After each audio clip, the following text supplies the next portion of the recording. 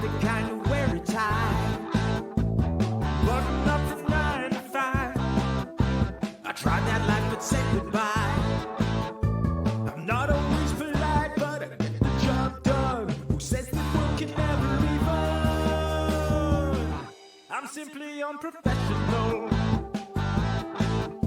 Simply unprofessional. Yeah. Unprofessional. Yeah. Unprofessional.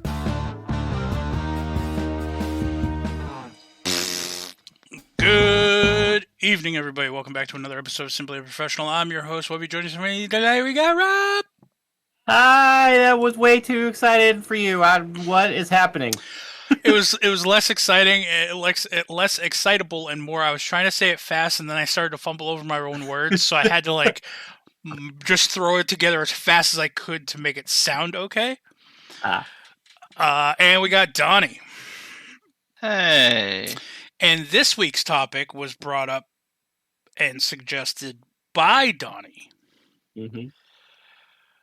So thank you for the You guys suggestion. hate it, I don't care. No, thank you for the suggestion, Donnie, and now you get to run the entire episode. I'm just kidding. We're not Okay, doing guys. that. Nope. I can't hear you. You're cutting out. Yeah. Donnie would just be like, well, thank you for joining us. Where can everybody find you on the internet? Nope, I would literally just say Jack Sports Walker all one word and just close out. Yeah. This week, so in lieu of, when's the movie come out? It comes out this 30th, this 30th. month. In lieu of the new Dungeons and Dragons movie that's going to be coming out, which I have heard several people who have seen it as far as screenings and stuff like that. I've heard nothing but great things. So it's doing something that hasn't been done in a long time that I don't necessarily care to do, and that's raising the bar of my expectations before I see it. Yeah, Jenny D said she liked it, and I trust her judgment on most things. Yeah. Yeah, some random guy I saw said it's an adequate movie in a universe that desperately needed to be tapped into or something like that. Like, they said the movie was good but not great, but it good nonetheless. I will say I got really excited, and this will be a little hint at pretty much just you two, or for just you two, because I don't think anybody else who, with the exception of sometimes Avalos, and I keep biting my friggin' lip, I don't think anybody else in the D&D groups really listened to the episodes. But I may be wrong, but I am excited because there is a story hook that I've been trying to work into the D&D campaigns that I run for you guys that is, from what I heard, used in the movie as well. So I'm excited. Nice. Because I like pulling from I like pulling stuff from D&D lore, but then giving it my own twist and my own, some of my own lore behind it to make it more suitable to my world, or me and Rob's world now that, he is now co-DM. So, yeah, I'm excited. But anyway, so this week we're going to be talking about the D&D Beyond has released 7 character sheets for some of the main characters in the movie. And we're going to be discussing them, what they are essentially, what levels they're supposedly supposed to be in the movie, and some of their abilities and what differences they are in compared to, say, a normal character of, that same level. Because these are all built like NPC stat blocks, not actual character sheets. But the few, I think I've only seen 2 so far. I haven't gone through all of them. And of the 2 that I did kind of breeze through, they do give essentially some buffs to kind of empower the characters a bit, and that's what we're going to be talking about. So a lot of these are all being taken straight off of D&D Beyond, not a sponsor. And yeah, so we'll go through all of the different characters. I might call on you guys to read some of these. Let's see. There's how many? 1, 2, 3, 4, 5, 6 of them. 2, 3, 4, 5, 6. There should be 7. What am I missing here? Oh no, yeah. What am I missing here? 1, 2, 3. There's 7. It shows them all on the left. Yeah, but I'm Oh, looking at the alright. picture in the top where it shows all like the little character portraits, and it's missing one of them, and I don't know who. One of the villains. Is it a? Oh yeah, the necromancer person or whatever they are. All right, so I'm gonna read. Yeah, because it gives like a little spoof at the beginning about the people, like a little lore lesson, I guess. So I'll call on people, but I'll read the first one since it's a druid, and I like playing druids. So the first one is Doric. The tiefling Doric was taken by a wood elf enclave in Neverwinter Wood after being abandoned as a child, and she guards her adoptive community with nature's ferocity. The Circle of the Moon has taught her to heed her primal instincts, which rarely lead her astray. She can be what the hell? Brusque? Brusque, I think. But she will fight tooth and nail for a cause that she believes in. Doric has joined the Emerald Enclave, a network of survivalists who tend to balance between civilization and nature. When the Lord of Neverwinter targeted her woodland home for its resources, Doric rallied the resistance. So, moving to the character sheet. So, Doric is a tiefling moon druid. The challenge rating for this is 5, so essentially the way challenge ratings work in D&D 5th edition is the CR rating is essentially what your character level would be equivalent to. So this should be around an equivalent level 5 player.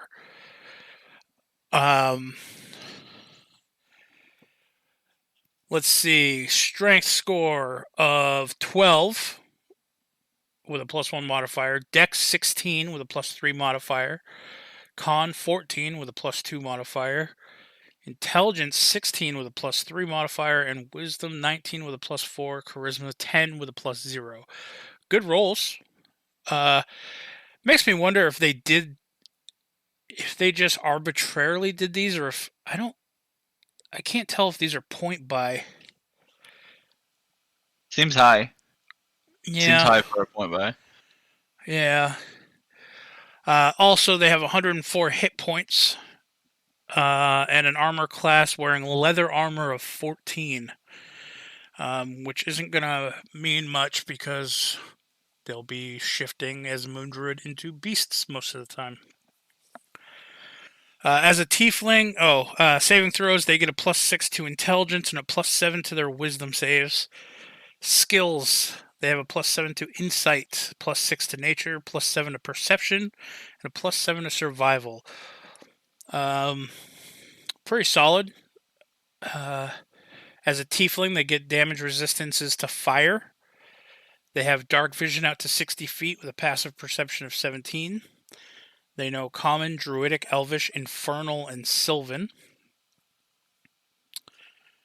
They get a multi-attack where they can make 2 shaped claw or sling attacks, and she can replace one attack with the use of a spell casting.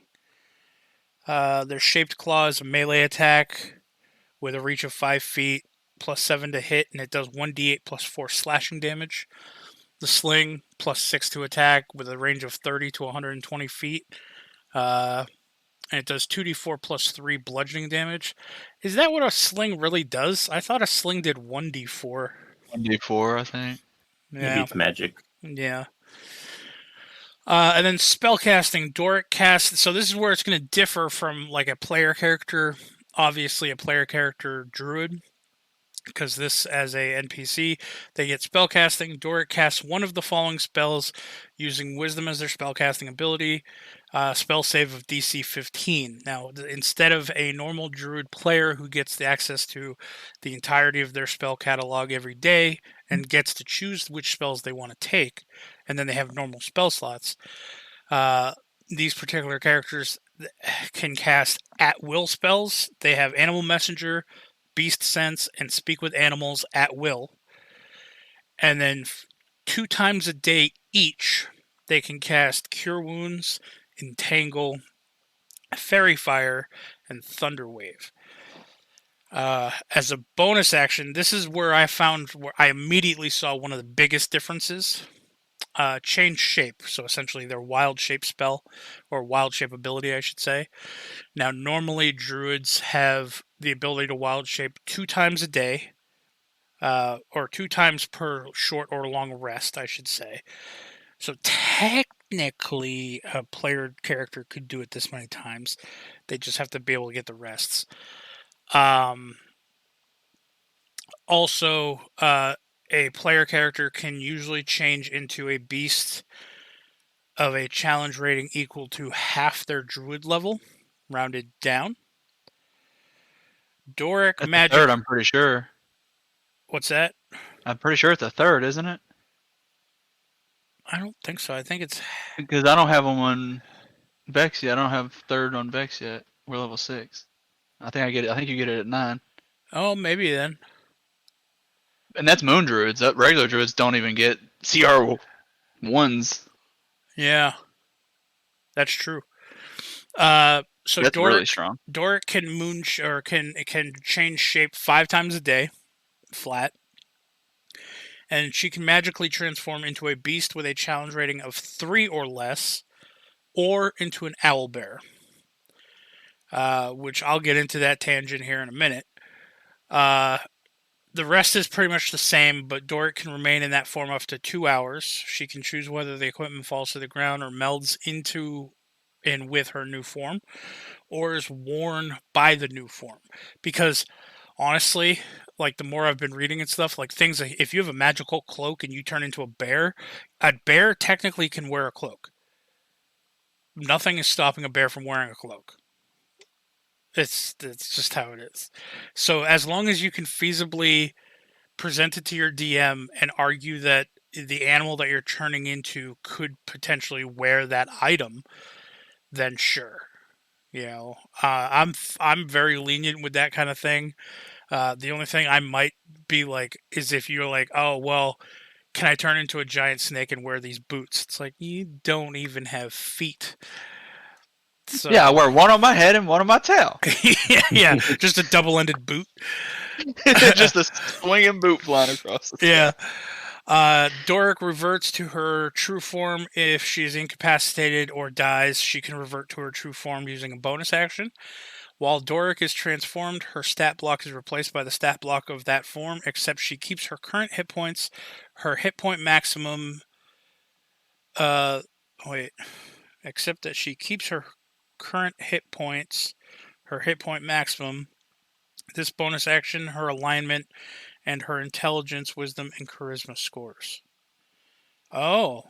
That's significantly worse. I don't know. Because She keeps her health. Yeah, but she gets to keep her hit point maximum, too. Go Webby. I put a snake wearing a boot in the GIF thing. Oh, that's a snake in a boot. That's different. But like, think about it. Like a CR, say, you know, a CR2 creature, right? So like a moorbounder or like a polar bear or something usually has something like 65 some odd health. Doric has 104 max health. Now, granted, if you and I mean, as a moon druid, you're going to be wild shaping the second combat starts. Normally, you're going to try to put off a spell or something and then wild shape as your bonus action. So you're probably going to be at full hit points anyway. Now, granted, I don't know how this, like, there is a flip side to this. So you are getting more hit points in your wild shape form, which will allow you to wild shape longer. But yes, I don't like the fact that you can't get knocked out of wild shape form now and then just wild shape form into something else. So you no longer are becoming that bag of hit points. You're just a little bit more sustainable threat on the board, I guess. Yeah, I don't know. I guess that overall, I do consider it a down, a debuff, I guess, to the druid doing it that way. Well, I mean, one of the things is that it's not set up like a character. It's Yeah, set yeah, up yeah, like an NPC sheet, yeah. almost like an enemy sheet, which is why she has like the weird. Like technically, as a druid, she should have access to all of the druid spells, where she Right. only has 3 Yeah. or 4. And I mean, that's the whole point that we're going over is like kind of telling the difference between what the NPC stat block and what like a player would normally have, kind of thing too. Mm-hmm. But Stop. yeah, I guess I kind of agree with you, Donnie, as far as like the hit point maximum and the current hit points being carried over into the form that she takes. Because it does kind of buff the form, but it overall debuffs the character. So, and then I mean, last, yeah, she's still pretty strong for the CR level, though. oh I yeah, would agree. I think so. And then lastly, as a reaction, because of the fact she's a tiefling, she gets fiery rebuke 3 times a day. So when Doric is damaged by a creature that she can see within 60 feet of herself, she magically engulfs the creature with flames. The creature must make a DC 15 Dex saving throw or take 3d10 fire damage on a failed save, half as much on a successful one. That is candy. Even Donnie was like, we should see more tiefling moon druids, because that that would carry over. If you're a bear, you get hit, fiery rebuke, or hellish rebuke in D&D, I guess they call it. But either way, it's a little bit of extra damage, and that's the thing is all damage is good, no matter where you can squeeze it out of. Thoughts or any more additional thoughts on Doric? I think she's going to be probably one of my favorite characters in the movie. Probably.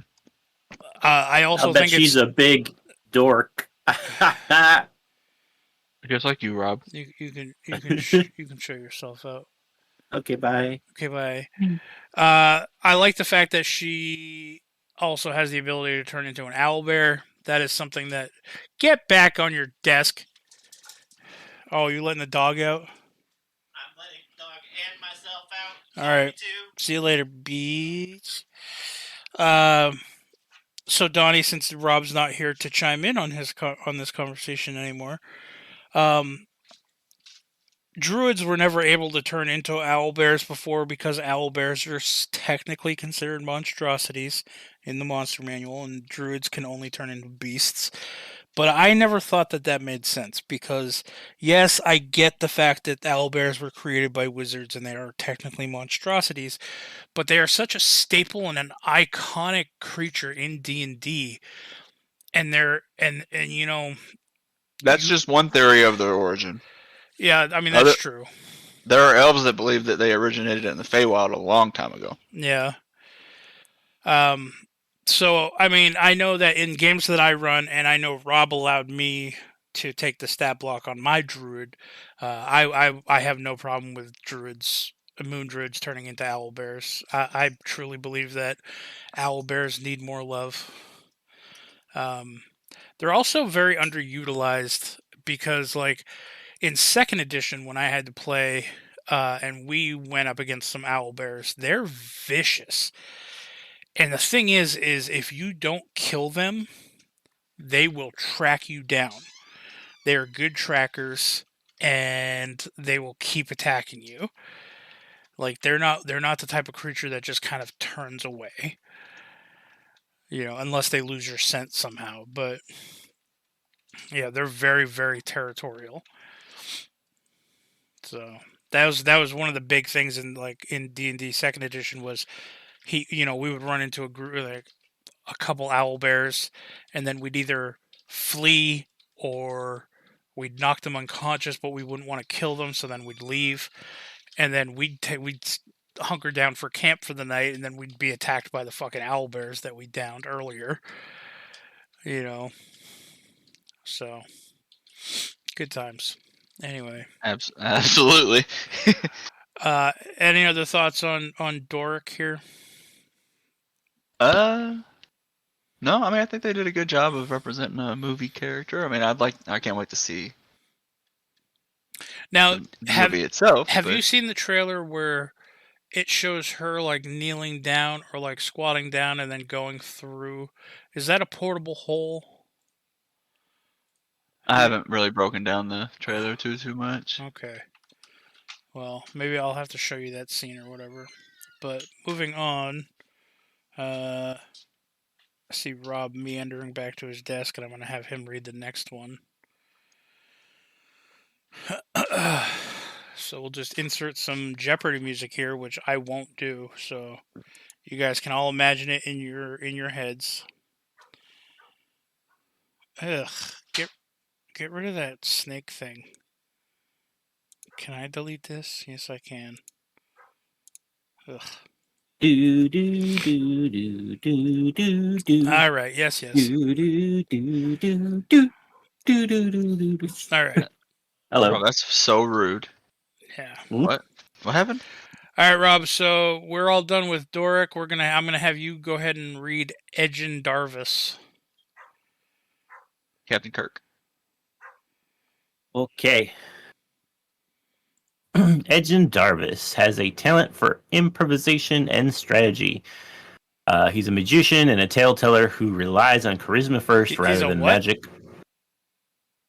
Musician. Yeah. That's what I said. It sounded like you said magician. It did sound that way, but yeah. Okay. Sorry. He's a all- musician. Okay. I mean, we can listen back later, but I could have sworn I said musician, but maybe I said magician. I don't know.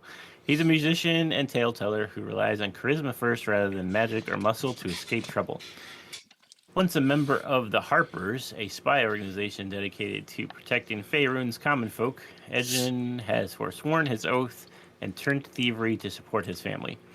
Edgin's strong moral compass compels him to steal only from people he believes deserves to lose both coin and face. Edgin's confidence and rakish demeanor makes him a natural leader. With carefully chosen words, he inspires the members of his thieves' crew to greatness. But when his past mistakes come calling, Edgin must face the music. He now seeks to make amends to those he's wronged and confront those who have wronged him. So he's apparently a bard. Yeah. It doesn't say what type of bard, though, huh?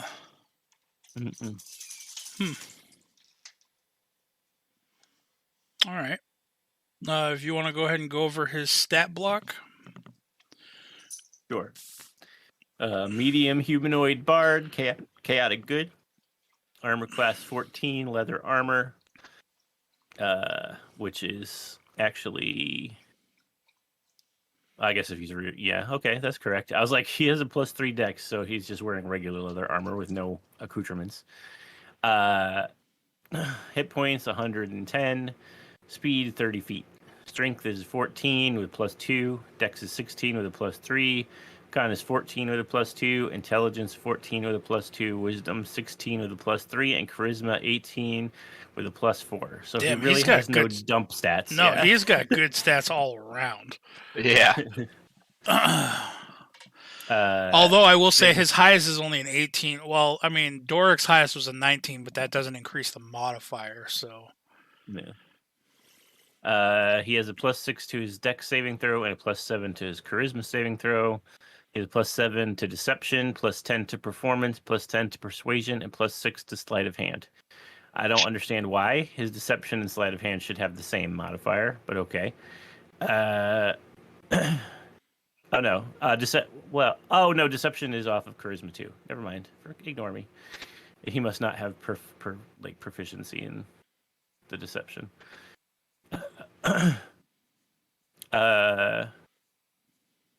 He has a passive perception of 13.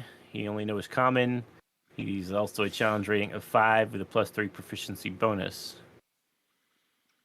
He only knows common. That's so bizarre. Yeah.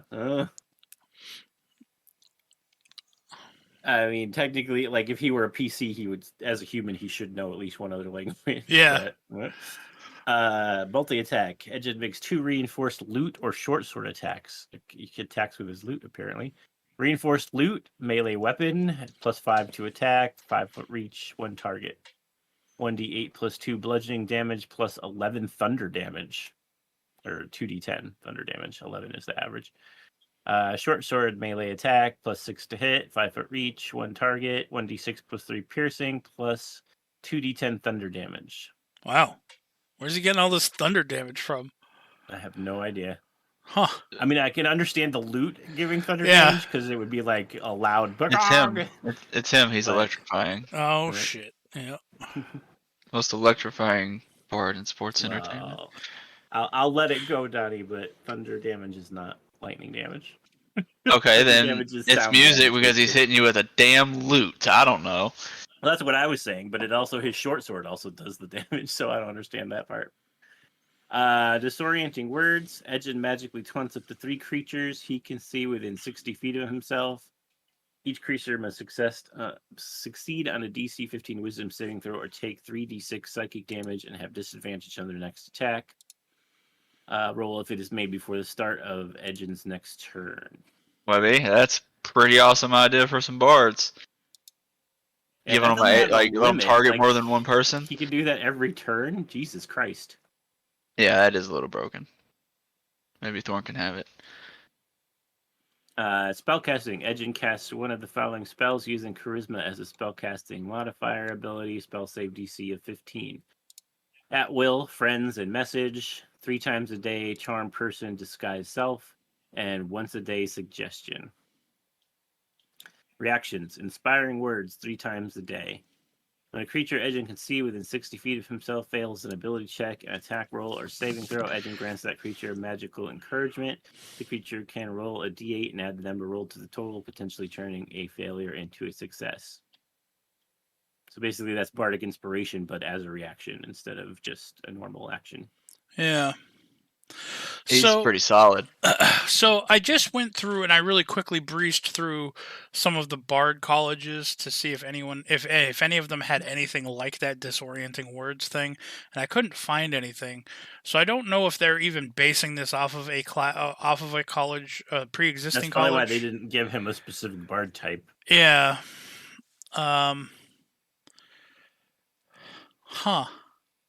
That's a pretty cool idea, I mean, honestly. yeah.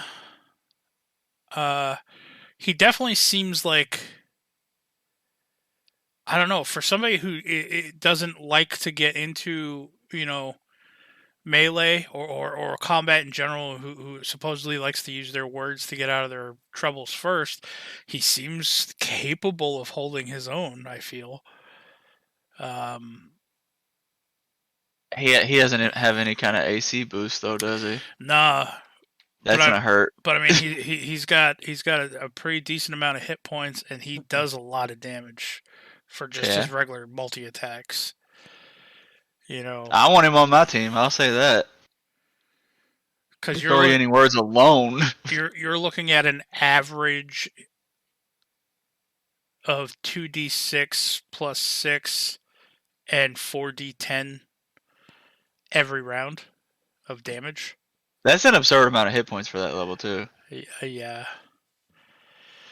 But I mean, they are movie stars, so That's Captain James T. Kirk. So let's see. This will be me.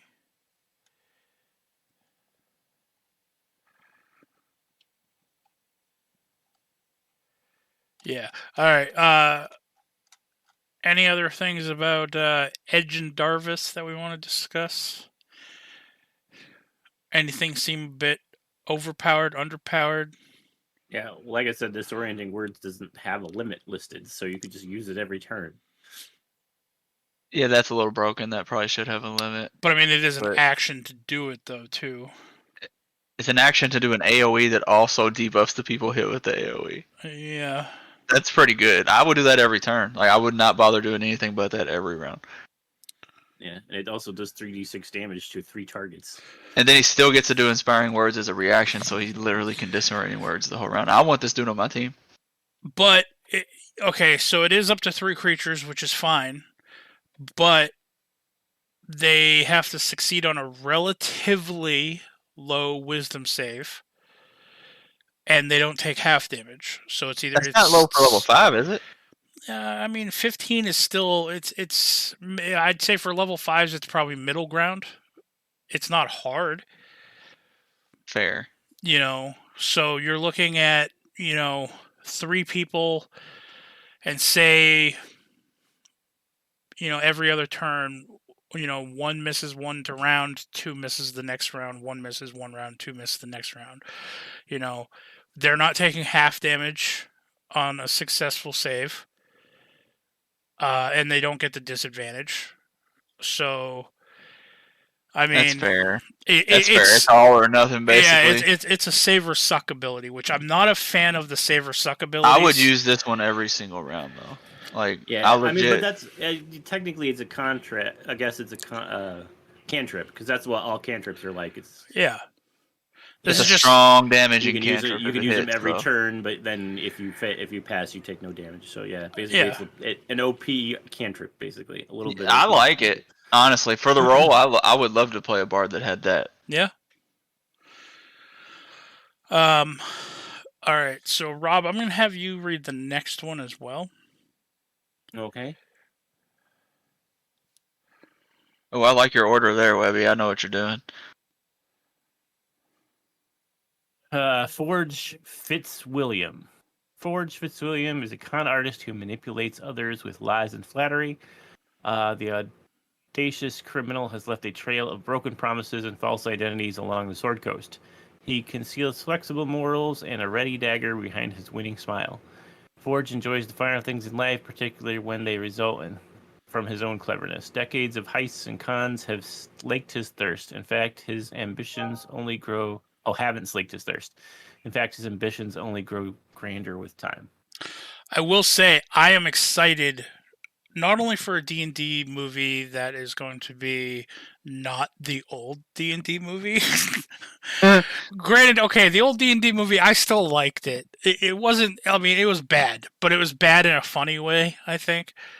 But this, I'm really excited for the fact that we're finally going to get to see some really iconic places because of the setting. You know what I mean? So I'm hoping they show, like, This is the Sword Coast, right? yeah.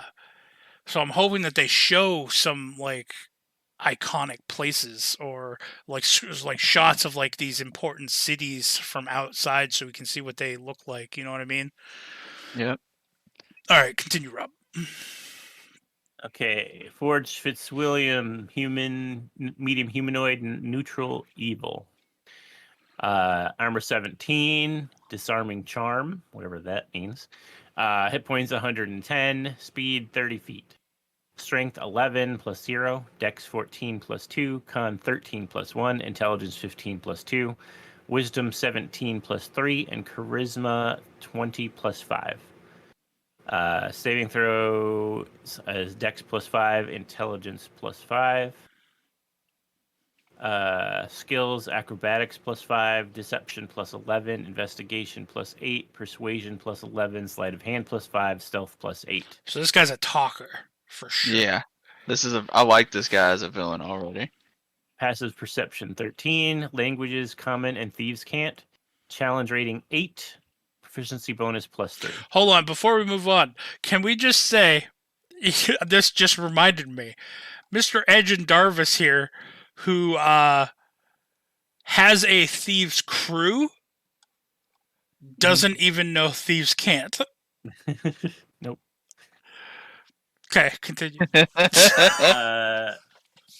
Disarming Charm. While Forge isn't wearing armor, his AC includes his Charisma modifier. Oh, so that's why. Yeah. That's that a cool was idea, Disarming too. Charm at the top meant. Yeah. That's a super cool idea. Double Cross. If Forge hits a creature friendly to him with an attack roll, the attack is automatically a critical hit. Well, wow. Evasion. If Forge is subjected to an effect that allows him to make a dexterity saving throw to take only half damage, he takes no damage. If he succeeds on the saving throw and only half damage, if he fails, provided he isn't incapacitated. So that's the same as evasion for everybody else, monks and thieves. Actions, multi-attack. Forge makes 2 dagger attacks, or 2 heavy crossbow attacks, or 1 of each. Dagger, melee or ranged, +5 to hit, 5-foot reach, or 60 feet on hit. 1 target.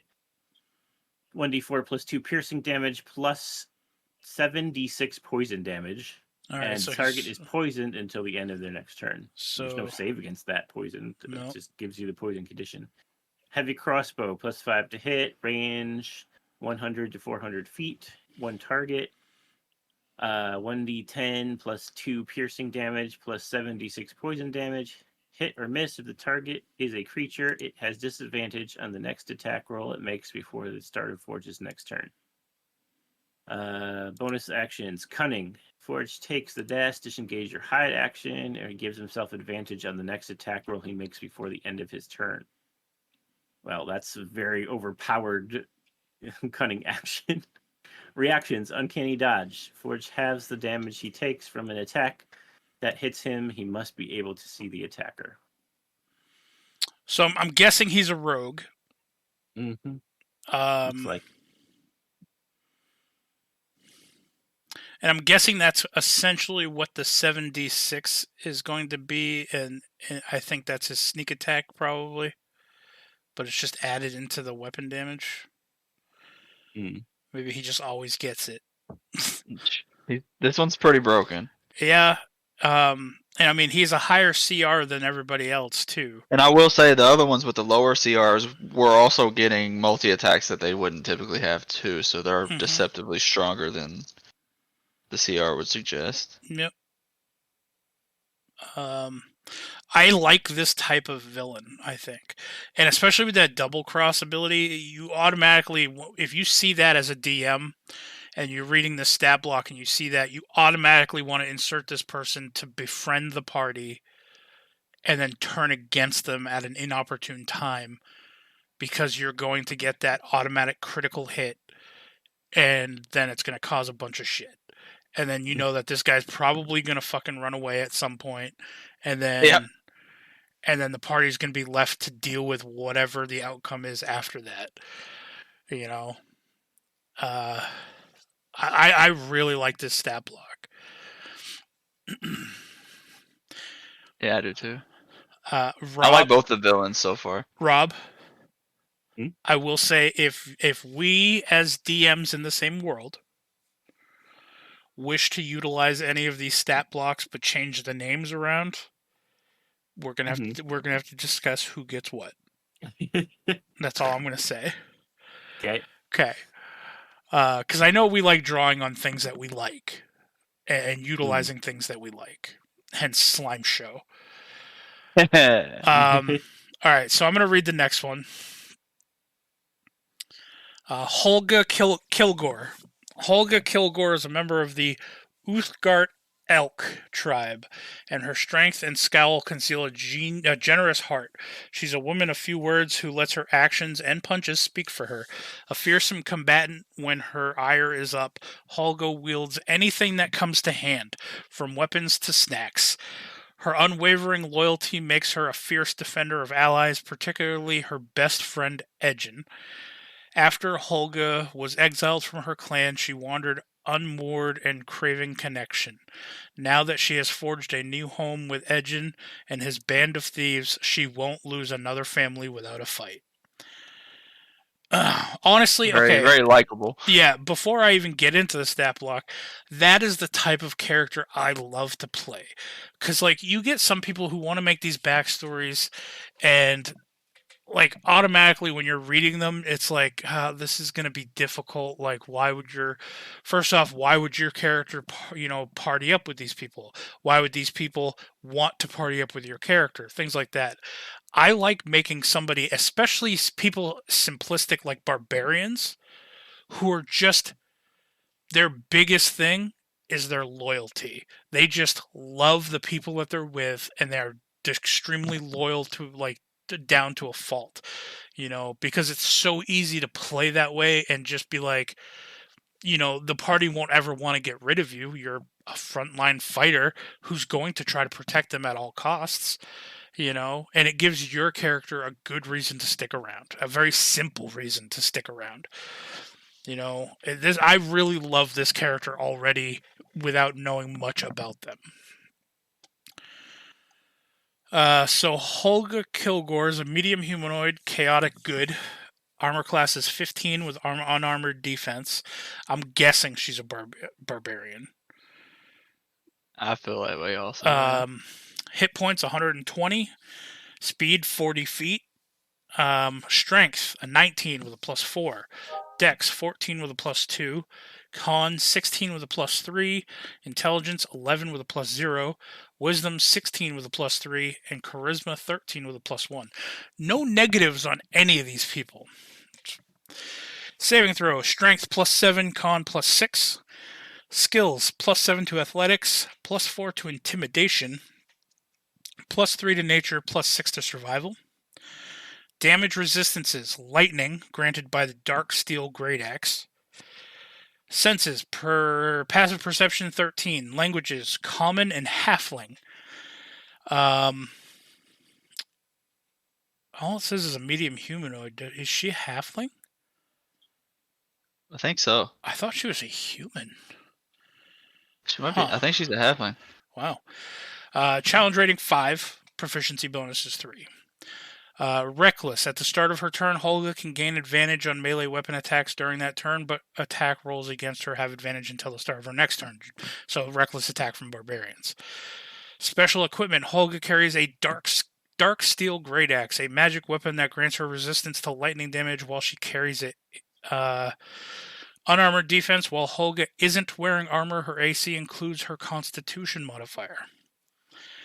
Multi-attack. Holga makes 3 dark steel great axe improvised weapon attacks in any combination. Dark steel great axe is a +7 to hit with a reach of 5 feet, 1 target, and it does 1d12 +4 slashing damage. Improvised weapon, melee or ranged attack, +7 to hit, reach 5 feet or a range of 20 to 60 feet, 1 target, hit 1d6 +4 bludgeoning damage. And her bonus action of Wrestle, Holga shoves a creature within 5 feet of herself. That creature must succeed on a DC 15 strength saving throw or be moved 5 feet into an unoccupied space of Holga's choice. So I love characters, and I think it's Tavern Brawler. Yeah. I love characters who can literally utilize anything in their hands as a weapon effectively. Because you're in a bar fight, say you're in a tavern, people are getting into your face or whatever, you can literally pick up your food and beat them with a loaf of bread. You could hit them with a plate. You could pick up a chair and bash them with a chair effectively, and you're not getting disadvantage, or you're not, you're being able to add your proficiency modifier to your attacks. You have the upper hand. Hell, you could throw a party member and hit them with a party member. If you wanted to, or the spiked dwarf boy in the party gets thrown at enemies. Or the one thing that I did, though Jax doesn't have Tavern Brawler, but when I did it, I just didn't add my proficiency modifier. I remember grabbing an enemy by their leg or by their ankle, and I used him as a club and beat his friends with him. But I mean, I was a giant minotaur at the time too.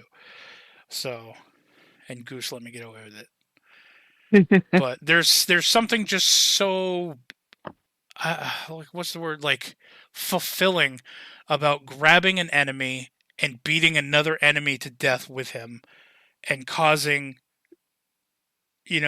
full damage to the person you're hitting and partial damage to the person that you're wielding as a weapon. I feel like by the time Jax is done, there's just a nub in his hand. Yeah.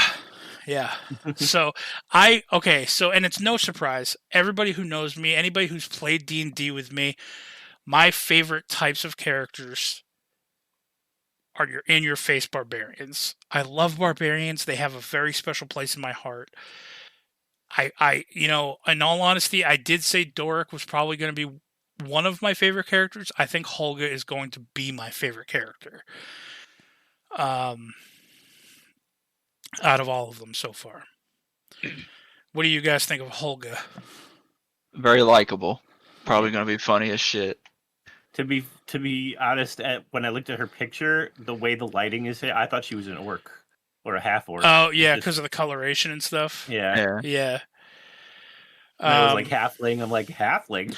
Oh. Yeah. Okay. I'm not. I see. I don't know. I guess she's a halfling. They don't specify. They just. I mean, in the stat block, they just call her humanoid, but she does know halfling. It is possible that she is a different race and she happens to know halfling as a language. Right. Possible, but I feel like it's a little more likely that she's halfling. Yeah. Now, the only thing I will say is if we'll have to watch the trailer again after this SU, but if she's essentially the same height as the rest of the party, then they're not doing halflings right. Either that or she's just a gigantic halfling. Which they have had. Like, I have a character in my game currently who is a dwarf, but he is just a giant dwarf. He stands taller than most normal humans. Plus, in D&D lore, you have Minsk and Boo. Boo is a miniature giant space hamster. So he's just the size of a regular hamster. So he's just a hamster? Yeah, but he's a space hamster still. Gotcha. So, and he is the ranger's pet. Because I always thought Minsk, for the longest time, I thought Minsk was a barbarian because he's just this big, gruff person carrying this giant two-handed sword.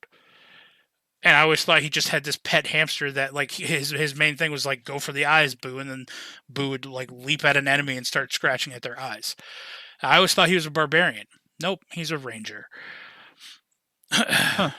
So, let's see. Donnie, I'm going to have you read the next one. I like this order. This worked out well for all of us, I think. How do you pronounce that last name? I'm going to say Amar. Omar? Amar? Amar? Yeah, just say Amar. Simon. Yeah, just call him Simon. Yeah, there you go. Simon Amar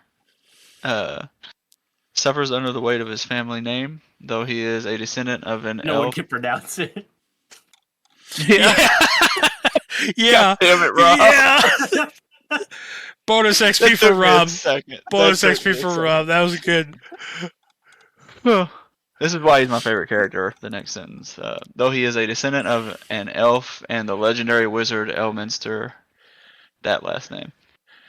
Simon's own sorcerous wild magic runs uncontrolled through his veins. Simon has not yet developed the ability to harness his power, and his spells explode or fizzle seemingly at random.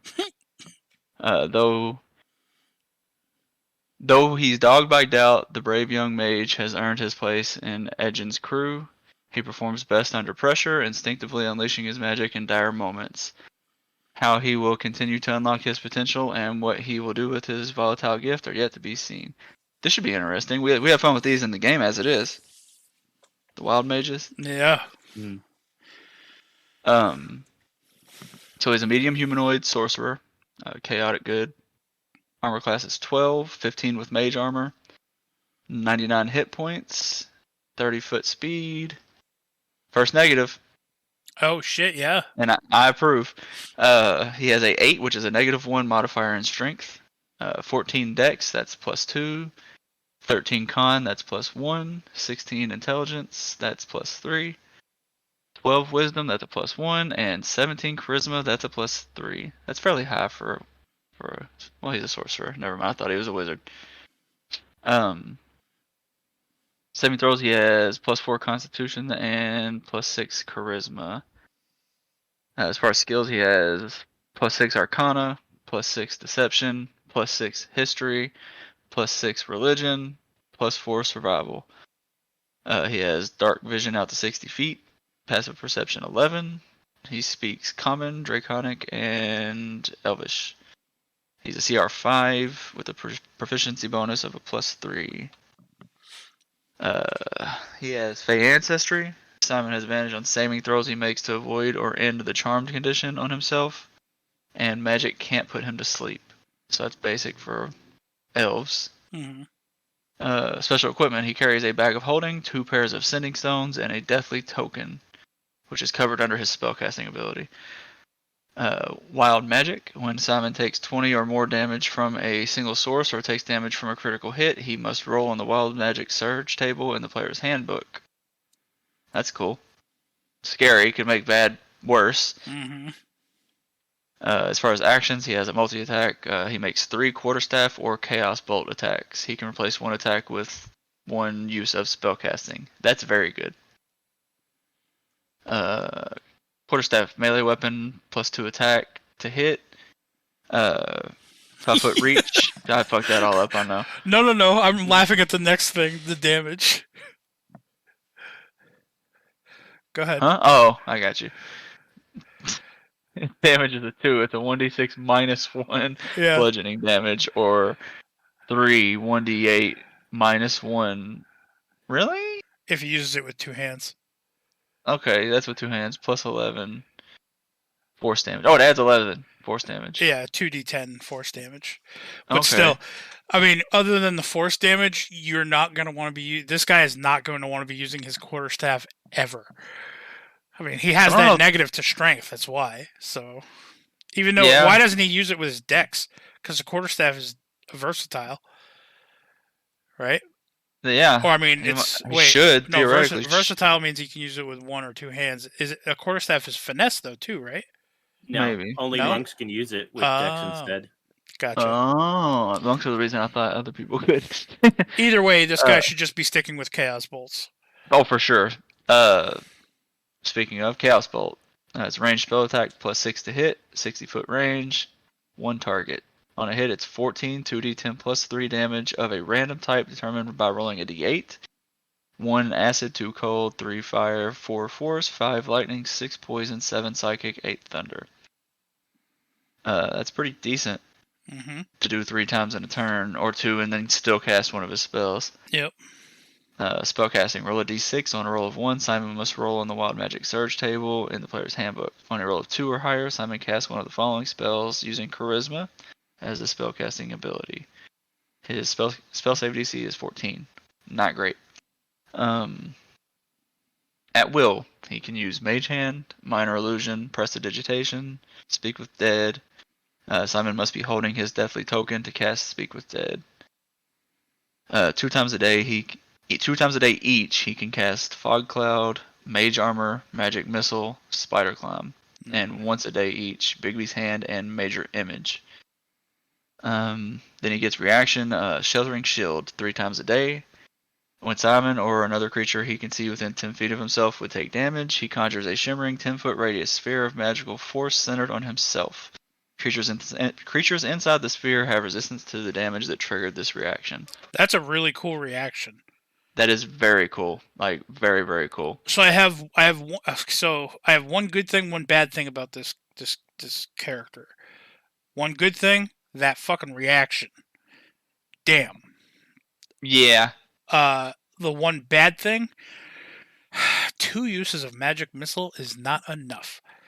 That's all I'm gonna say. I mean, the quote unquote free mage armor is nice, but is it really free? It's one of his spell slots, technically, I guess. But, Yeah. But I mean, it's at will, yeah. I mean, 100 hit points I think is pretty solid for that CR level for Yep. a caster. Yep. His AC will be decent if he uses mage armor. I mean, I think this one's pretty good. And I mean, did it say something about him being like new or whatever? Like, He doesn't have control over his power yet. He is like, he's inherited power because of his bloodline, I guess. right. I figured like, because of who his bloodline is, he should be a little bit more powerful. So I figured his charisma would have a little bit more of a bump, maybe an 18. I wasn't expecting his main stat to only be a 17. Yeah, he's probably new. They call him a young mage. Yeah. But I mean, it's good, and I like the like him being able to cast 3 chaos bolts or 2 and a spell. Pretty fucking handy. Very nice. I can't think of any caster in this game that wouldn't want that. Yeah. Rob, thoughts on the Mr. Simon here? I don't know why. I mean, obviously he's an NPC, but like, if you were a player, why would you boost intelligence for a sorcerer? It doesn't make any sense. It not necessarily. It does. It depends on the type of sorcerer that you're wanting to play, like roleplay wise and stuff. But remember, Arcana goes off of intelligence, and if you want to be really good at Arcana, even as a sorcerer, you're gonna need intelligence. Yeah. You know, that's the whole reason why I gave Thorn intelligence. I mean, Thorn's a bard; he goes off of charisma too, and I bumped up Thorn's intelligence fairly high, just so he'd have a decent Arcana. Mm.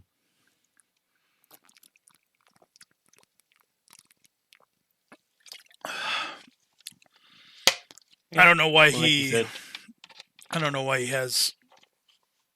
I guess religion is one of his skills. I guess because normally they under skills under the NPC stat blocks, they usually give either the skills that they're proficient in or skills that they would be, most beneficial with. Mhm. It doesn't strike me as like, especially with this party makeup, we know that there's a paladin in the party. Maybe he's not there from the start. I don't know, but I would figure that the paladin would have the corner on the religious market. They Yeah, might well, just look at him as a bookworm, and he probably Yeah. covered religion in school. And Well, mage like school. we always say, religion runs off intelligence, though, so he might be the most intelligent character. That's fair. Right. Whereas the paladin might not have intelligence because No. usually they're wisdom. Or he's an archaeologist. He's got history and religion, so Hmm. Now, what do you think about his reaction? Me? No, Or Rob? Rob. I mean, I would like to have it on any of my characters. Yeah. Yeah, I would love I'm not that. gonna In lie. the middle of a fireball, it's like, nah. I'm not gonna lie. A quarter damage if you pass your thing. I'm not gonna lie. I'm paying very close attention to the things that we're reading right now and taking mental notes. So don't be surprised if maybe some of the spellcasters in the world start learning this sheltering shield thing. You mean spellcasters whose specialties might just be shield? Maybe theirs will just be a little bit beefier than normal. Enemies only, Donnie. Enemies only. Enemies, huh? Yep. Depends who you are. Well, So Donnie, I'm gonna give you the option here What's that? because we've each read 2 so far, except for you. Yeah. There are 2 people left. Would you like to read the other bad guy, or would you like to read the paladin? Oh. The bad guy's a caster. I'll do the bad guy. Okay, then I'll let you go ahead and read about Unless someone else wanted to. Sophina. I was just going to read whichever one you didn't pick, so. All right. So Sophina is a red wizard of Thay, an elite practitioner of magic with ties to Thay's tyrannical magocracy. Yep. Sophina specializes in necromancy. Death magic and fear are both tools in her arsenal.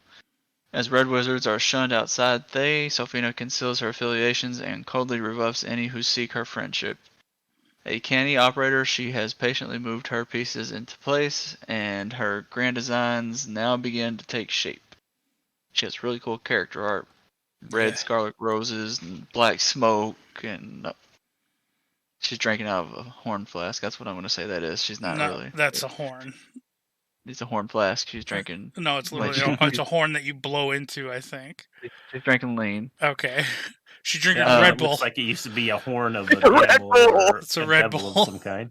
It's in a horn. Jeez. Oh.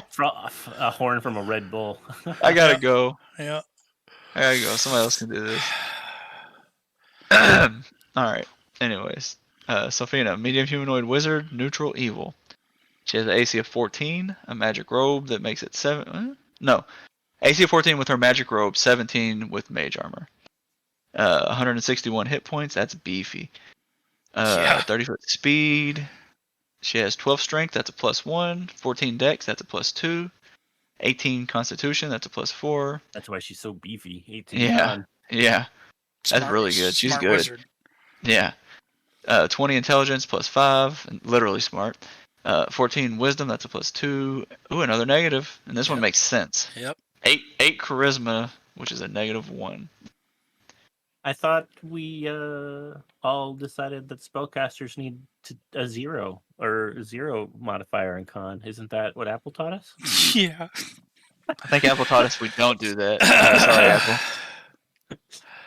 Gee, I'm letting her know you said that. Changing the subject to try to help Rob out. Saving throws. +2 strength saving throws, +3 dex, +5 con, +11 intelligence. That's pretty nice. +8 wisdom and +0 charisma. Skills +10 to arcana, +10 to history, and +7 insight. Resistance to necrotic damage. Passive perception is 12. Sophina speaks Abyssal, Common, Draconic, Infernal, and Thayan. Is that new? Not Yeah. technically. It should have already existed, but this is the first I'm seeing it on a sheet. Yes, because it's important for the movie, but Right. in D&D lore, yeah, technically it's not new. So she is a whopping 15 challenge rating. Yeah, that makes sense for the 106. Still, the 161 still seems high for a wizard, even of Yeah. that level, but That's very high for a yeah. wizard. Proficiency bonus +5. Special equipment. So Sophina wears a magic robe that grants her a +2 bonus to AC and a +1 bonus to saving throws, which are included above. Actions. Sophina makes 3 necrotic strike attacks. Necrotic strike, melee or ranged spell attack, +10 to hit, +5 reach or 120 foot range. 1 target. On a hit, it's 32, 5d10 +5 necrotic damage. That's pretty solid. So I like this. I like how they worded this with it's either a melee or a ranged spell attack. So that way, if somebody gets in melee range with her, she can still do the same attack and not use disadvantage on the attack for being in melee range. Yes. I like this a lot. That's a lot of damage to do 3 times. Yeah. What's that? But That this comes is out the to be boss. what, 15d10? Yeah, 15d10 plus 15 Yeah. Jesus. with a +10 to hit on each one. Yep. That's pretty nice. Let's see what her spells look like. I already see what. Oh god. Yeah, she gets a level 9 spell later. We're gonna read that in order though. Spellcasting. Sophina casts one of the following spells using intelligence as the spellcasting ability. Spell save DC 18, which is respectable. At will, Mage Hand, Message, Prestidigitation. 2 times a day each. Bestow Curse, Bigby's Hand, Dimension Door, Mage Armor, Odaluk's Resilient Sphere, and Thunderwave. God, I hope we see someone get put into Odaluk's Resilient Sphere. I feel like we're for sure gonna. I feel like we're for sure probably gonna see that. 1 time a day each. Ivard's Black Tentacles, Finger of Death, and Time Stop. That's a solid mix. Yeah. What about this next one? This is the one. This is not one of her spellcasting things, though. Well, I guess technically it is, isn't it? Yeah. It's counted separately, though. Anyways, Swarm of Meteors, 1 time a day. Sophina magically calls down a meteor swarm that detonates in 4 40-foot radius spheres. Each one centered on a point she can see within 1 mile of herself. So you're just off in a whole town from a mile away. These spheres can overlap. Each creature and one or more of these spheres must make a DC 18 dex save, taking 35 10d6 fire damage and 35 10d6 bludgeoning damage on a failed saving throw, or half as much damage on a successful one. A creature in multiple spheres takes this damage only once. Yeah. That's good. That's good because that would get out of control. It's 20d6 worth of damage that you're saving from. So Yeah. And they can overlap, though I don't really know why you would. in case you want. Oh, I guess in case you want to make sure you get max coverage. or if you wanted to center it on a very specific point. Yeah. Then bonus actions. Summon Wraith once a day. Sophina magically summons the spirit of a Thayan assassin, which appears as a Wraith. See the monster manual. The summoned Wraith appears in an unoccupied space within 60 feet of Sophina, whom it obeys. The summoned Wraith takes its turn immediately after Sophina. It lasts for 1 hour until it or Sophina dies, or until Sophina dismisses it as a bonus action. So I like this. I like this enemy as well. Yeah, I like this one a lot. This is the Um, one that's gonna be the TPK Yeah. of all of them. This is definitely one of the scary. This would be a scary boss for a lowish level party. Like you're like pretty much like your level 5s, you know, level 6s and stuff. And inserting this into a game of characters roughly that level, you know, if the party runs or if they don't succeed, like, you know, obviously they're going to have to run or be left for dead but somehow survive, unless it's just a TPK. Then you have the option as DM that as the party levels, this enemy could also level, so it's still a threat later on. It's not just going to be a steamroll when the party's level, you know, 14 and 15 and comes back and fights this level 15, you know, individual necromancer boss, you know. Or you could even keep this person a CR 15, but then give them a small army of undead to work with, you know. So Just appreciate the fact that they can once a day summon a CR5 thing. Like a Wraiths are CR5. yeah, That's pretty nice. yep. Your parties are made up of level 5s here. Let me add one more to my team. Rob, what do you think of this enemy? This enemy. I think a group of level 5s would probably party wipe with this. Yeah, I'm kind of thinking that myself. Also, the reason it says about the overlapping is because so you can keep it away from allies, because it says every creature within so it would hit Yeah. allies too. So Gotcha. you might want to overlap it to not hit allies. Yep. Makes sense. And you can do it anywhere within a mile. That's a level 9 spell. So is Time Stop. Isn't Time Stop? No I think idea. it is. Let me look. And time stop's a level 9, yeah. Yeah, so that's 2 9th level spells a day, but technically you're not choosing what spell though. Right. Not to mention Finger of Death every day is nice. Yeah, I like this character a lot. Yep. I am hoping that we get to see, like I said, Udaluk's Resilient Sphere in the movie. And I'd like to see Dimension Door used in the movie too. I think that's used in the trailer. Oh, is it? I think so. I think it's funny giving like the big bag prestidigitation. You now smell like poop. Enjoy. And then to round us off, we have Zenk Yendar, who is, I believe, the Paladin. Yep. Which, remembering the trailer, I think he does join the party. I don't think he starts off with the party. I think he's like a guide, or he ends up joining the party in the fight against these people. But well, I guess we'll find out a little bit more. Raised in the nation of Thay, Zenk Yendar has sworn an oath of devotion to aid the innocent.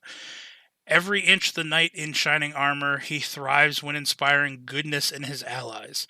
The words, "Neither virtue nor blade shall break," are etched in celestial on the blade of his dagger sword. Zenk ages more slowly than a normal human, and with his gift comes the burden of perspective. His longevity has something to do with Zaz, Tam's nightmarish rise to power, and Zenk's narrow escape from the Lich. Now based in Mornbrun's Shield, Zenk travels Faerun in search of evil to thwart. He approaches problems with absolute seriousness of purpose, an outlook that clashes with Edgin's nonchalance. So Zenk Yendar is a medium humanoid paladin, lawful good. Armor class is 15. He wears half plate. He has 157 hit points, and he can move 30 feet. His strength score is a 19, which gives him a +4. Dex is an 11, +0. Con is a 16, which gives him +3. Intelligence a 14, +2. Wisdom a 16, +3. And a charisma of a 17, which gives him a +3. Saving throws is strength +8, charisma +7. His skills are a +8 in athletics, +6 in history, +7 in insight, and +7 in survival. He doesn't even have religion under his skills. Condition immunities, he's immune against charmed, frightened, and poisoned. He has dark vision out to 60 feet with a passive perception of 13. He knows common, Than, and undercommon. He is a CR 10 with a proficiency bonus of +4. He has Aura of Protection. Zank and his allies within 10 feet of him have advantage on saving throws. Multi-attack. Zank makes 3 Dagger Sword attacks and uses Dagger Sword Flourish. He can replace Dagger Sword Flourish with Cleansing Touch if it's available. So he makes 3 Dagger Sword attacks and then uses the Flourish. Damn. Dagger Sword. Choose the attack that corresponds to the Dagger Sword's current form. See Dagger Sword shift below. Longsword. Melee weapon attack, +8 to hit, reach of 5 feet, 1 target, does 1d8 +4 slashing damage. Or 1d10 +4 slashing damage if it's used in 2 hands, plus 1d12 radiant damage. Short sword and dagger. Melee attack, +8 to hit, reach 5 feet, 1 target, does 1d6 +4 piercing damage, plus 1d12 radiant damage. Dagger Sword Flourish. Choose the option that corresponds to the Dagger Sword current form. See the Dagger Sword shift below. Longsword. Zenk magically detaches the longsword's blade from its hilt, launching the blade at a creature he can see within 30 feet of himself. The target must succeed on a DC 16 saving throw. On a failed save, the target is impaled by the blade, taking 3d6 +4 piercing damage, and is knocked prone. At the end of the current turn, the blade magically reattaches to the hilt. Motherfucker is Link from Zelda. Cool. That's why he's Zinc. Zank. L to X. Yeah. Wow. Short sword and dagger.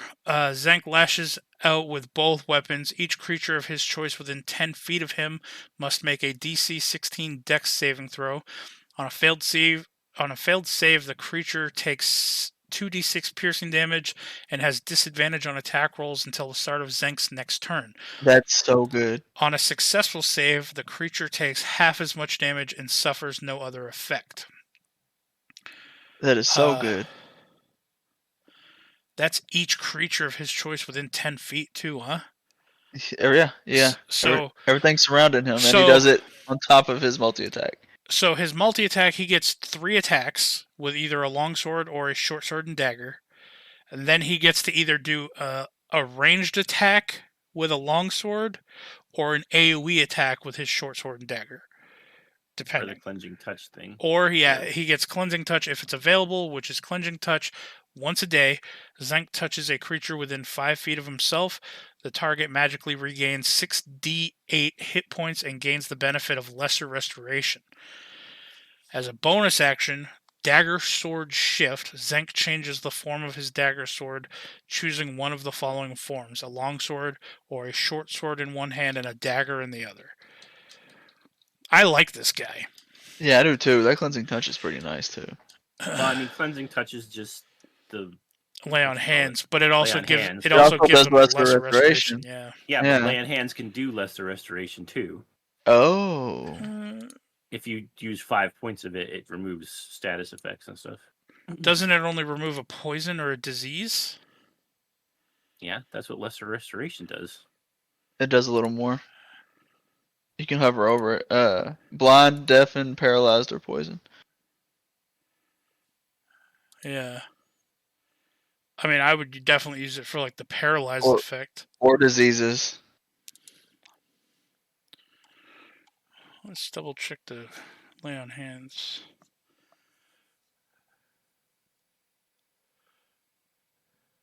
Yeah, that's pretty nice. I mean, overall, he's pretty solid, I think. Yeah, you AC can. is a little low. Lay on hands. Yeah, you can expend the 5 hit points to cure the target of a disease or neutralize one poison. No, it says you can neutralize multiple poison with a single use of lay on hands.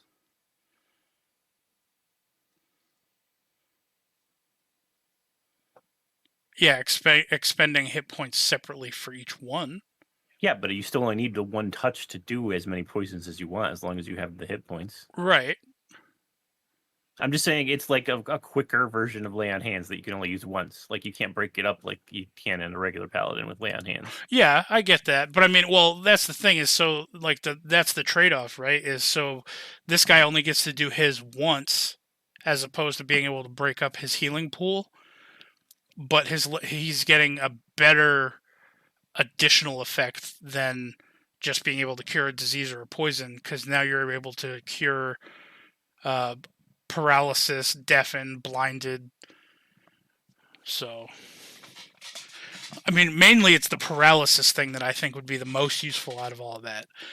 Because any like paralysis, especially against a low-level party, is scary. You know, because you pretty much have to hope that somebody has lesser restoration, because there's really no other way to cure paralysis. So, Yeah, I think he's pretty solid, but he's also a high CR. yeah, he's 5 levels higher than the rest of the party, essentially, other than the bad guys.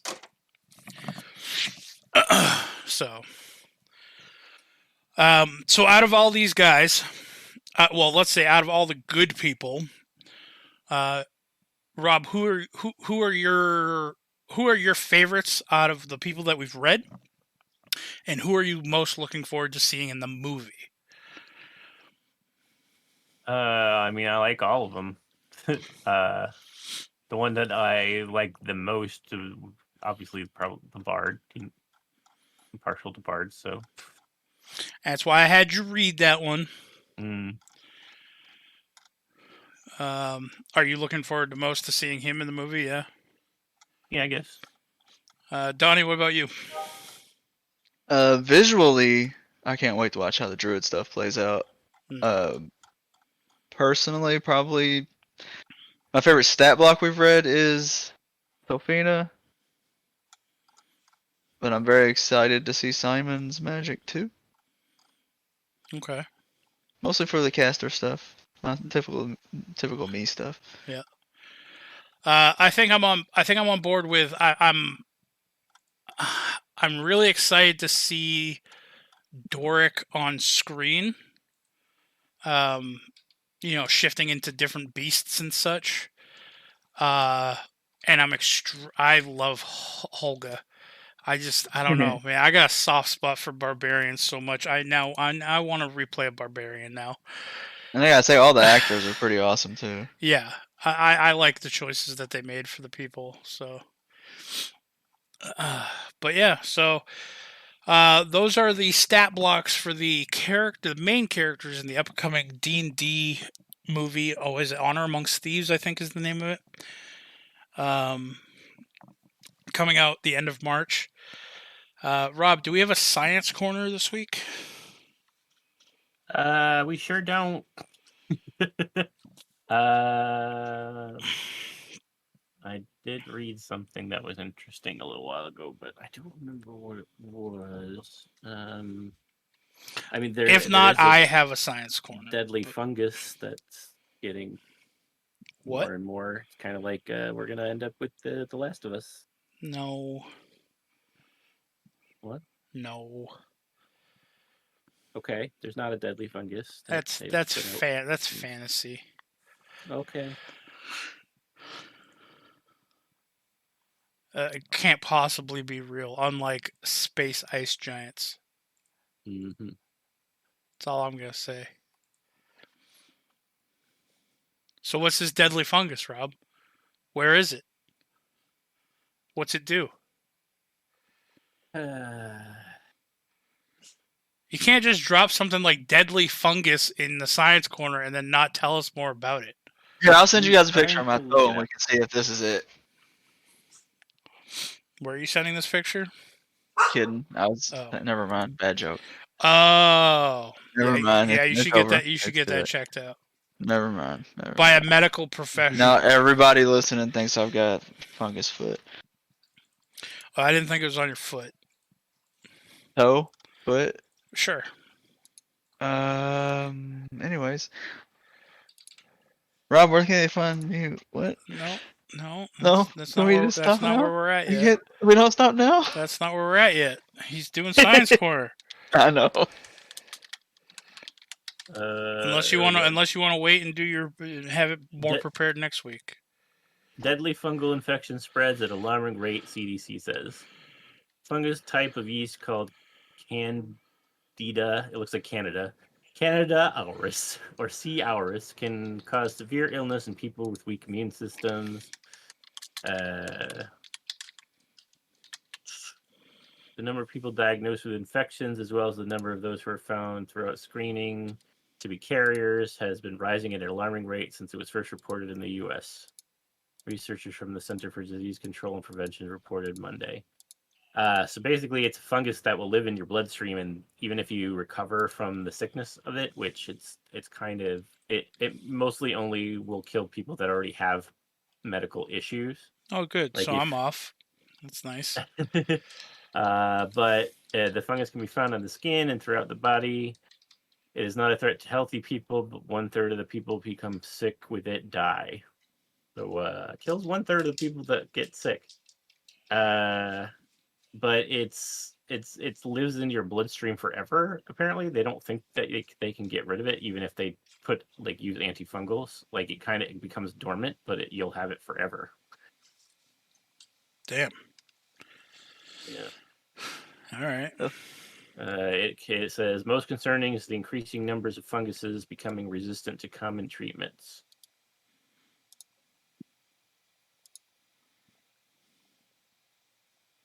Yep. The more they evolve, the scarier diseases are gonna get. It even says The Last of Us in the article. It says we don't want people to watch The Last of Us to think we're all gonna die. This is only No, but it could be. This Sorry, is go only an infection that occurs in extremely ill individuals who are usually sick with a lot of other issues. Yeah, like me. All right. I'm gonna die. Thanks. It is extremely adaptable to survive on surfaces. It colonizes walls, cables, bedding, chairs. You need to clean everything with bleach and UV light. Okay. That's right. Dying Light is also a fungal zombie thing, huh? Oh boy. I don't know. I want to play Dying Light so bad. I thought we did a while back. I don't think so. I have it. If you want to download it, we can play it together. Okay. What was the other one that I wanted to play? There's one where a guy rides around on a motorcycle. He's like a bounty hunter or something. Days Gone or something like that. Or Yeah, Days Gone. yeah, that looked really good too. Okay. Well, I just gotta laugh because one of the advertisements on this article, it says, Dr. Stun, 72-year-old grandma clears her wrinkles with this method, but the picture is a dude with a beard. It looks like he's in his 30s. Grandma? Putting this stuff on his face. It's like, grandma?